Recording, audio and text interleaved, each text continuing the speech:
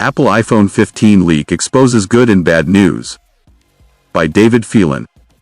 When Apple releases this year's iPhones, the iPhone 15 series, among the design changes expected is a crucial one: the shift from charging from a Lightning connector to USB-C. This change is welcomed and will mean that iPhones, iPads and Mac laptops will all use the same cable. Not to mention the Apple TV remote, Android phones and non-Mac laptops, for instance. March 25th update below. This post was first published on March 22, 2023. March 25th update. Another iPhone 15 report, and from a very reliable source, indicates a change, though I predict it will pass unnoticed by every user. Ever since the first iPhone, there's been a proximity sensor near the top of the phone. That's the element that recognizes when you put the phone up to your ear and turns off the display accordingly so you don't accidentally press something. It's also the detail that TV shows most often miss, so a character in a drama is chatting away on the phone with the screen blazing inappropriately. Anyway, the new report comes from the reliable Ming-Kai Kuo from TF International Securities. Right now, on the iPhone 14 Pro, the proximity sensor is located under the display, outside the dynamic island. As you'll know, the dynamic island is the display cutout that houses the front-facing camera and other elements. For the iPhone 15 and 15 Pro models, it's claimed, things will change. Conversely, in the iPhone 15 series, the proximity sensor is situated within the dynamic island, with almost no change to the dynamic island area. This means the component that spots your ear approaching will change and have a different wavelength. As I say, you're not going to notice any difference here. Apple will ensure the user experience doesn't degrade. Maybe the new component will be cheaper for Apple, though don't hold your breath waiting for the price of the iPhone to drop. Or maybe there will be a fractional saving of power as a result of the change. The good news is that it's still anticipated that the iPhone 15 will gain the dynamic island. That is, it won't be restricted to the Pro models as it currently is. But a new report from Ming-Kai Kuo, the highly reliable analyst from TFI Securities, says there's good news, but also a frustrating limitation when it comes to how USB-C will work on the new phones. In a new research note at Medium, Kuo claims that the move to USB-C will mean the company can optimize for faster charging speeds.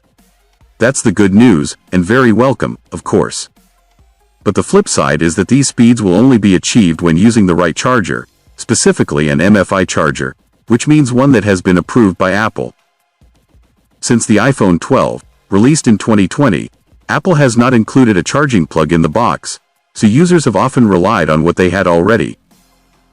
However, the cable now supplied in the box with all iPhones is USB-C to Lightning, whereas most older charging plugs have a USB connection. So, for many, the supplied cable has sat idle. This has meant slower charging from, for example, the old 5W charger Apple used to include with many of its phones. So, Kuo says, I believe Apple will optimize the fast charging performance of MFI certified chargers for the iPhone 15. Among Apple's chargers, the 20W USB-C model is the most cost-effective choice for iPhone users, resulting in strong replacement demand for 20W USB-C chargers. In other words, you won't get the fast charging unless you're using a certified charger, and one that's fast enough, like the Apple 20W version. As a result, it's expected that this charging plug will sell in big numbers. Kuo again. Apple has significantly increased the total shipment forecast of its 20W USB-C charger by approximately 120% for 2Q23 and 3Q23 and has set 20W USB-C charger shipment at about 70 million units for 4Q23, as it is optimistic about strong replacement demand for 20W USB-C chargers following the switch to USB-C for the iPhone 15 series. The 20W charger sells for $19. While a more powerful 30W model costs a little over twice that at $39, which if you are planning on buying an iPhone 15 Pro, you might want to consider, as it's thought the Pro phones will charge faster still, at up to 27W. You can buy cheaper chargers than this, but you have to reckon with the expectation that they won't deliver as fast a charger if they're not Apple certified. While not explicitly stated by Kuo, it's also thought that the charging speeds will only be delivered with MFI certified cables as well. There's good news here, of course. There'll be one of these cables in the box with a new iPhone, so you're sorted. Apple makes money from MFI certified products, even from third parties. But Apple would make clear that it insists on MFI certification for other reasons, such as ensuring the best user experience. It's certainly true that not all cables are equal. Since it's rumored that the iPhone 15 price is going to climb, buyers may need to factor in a little more to pay for a suitable charging plug.